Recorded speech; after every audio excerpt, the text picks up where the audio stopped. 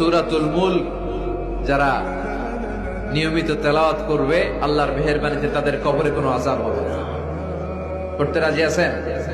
কথা কয় না, করতে রাজি আছেন সবাই? বিষ্ণুই বললেন এখানেই শেষ নয়, আরো আছে। শাফাআত লি সাহিবিহা, এই সূরাটা কিয়ামতের দিন এই সূরা যে তেলাওয়াত করবে তার পক্ষে সুপারিশ করবে।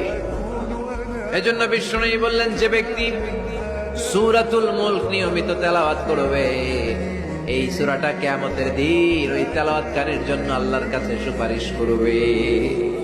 এখানেই শেষ নয়, বিষ্ণুই বললেন খাসামাত আন সাহিবিহা, এই সূরা যে তেলাওয়াত করবে তার পক্ষে আল্লাহর সাথে এই সূরাটা দাঁড়িয়ে তার পক্ষ নিয়ে আল্লাহর সাথে তর্ক করবে, ঝগড়া করবে। আল্লাহ তুমি ওরে জান্নাত দিবা না কেন, ওরে মাফ করবা না কেন? তুমি না গফুর, তুমি না গফফার, তুমি না রাহিম, তুমি না রহমান, তুমি মাফ করে দাও।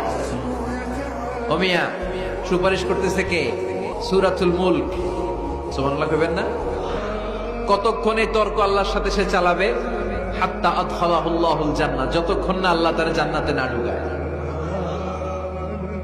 এখানেই শেষ নয়, বিষ্ণু বললেন মান কারাআ বিহা ফি লাইলাতিন ফাকাদ আকসারা ওয়া আতাবা, রাত্রি বেলায় যে সূরাটা তেলাওয়াত করবে পুরো রাতটাকে বরকতময় করে দিবে কে? এজন্য বিশ্বনবী বলেন আমি চাই আমার সব উম্মত এই সূরাটা মুখস্থ করে নেক। আমার চাই আমার ছোট বড় আবাল বৃদ্ধ বনিতা সব উম্মতের হৃদয়ের মধ্যে এই সূরাটা গাঁথা থাকে, মুখস্থ থাকে, হিফজ করা থাকে। আমরা বিশ্বনবীর উম্মত না? কথা কর। নবীর এই আশাটা আমাদের পালন করার দরকার আছে না নাই?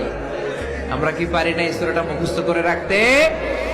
মাত্র 30 আয়াত, প্রতি মাসে কয়দিন? প্রতিদিন এক আয়াত করে মুখস্থ করলে লাগে কয়দিন?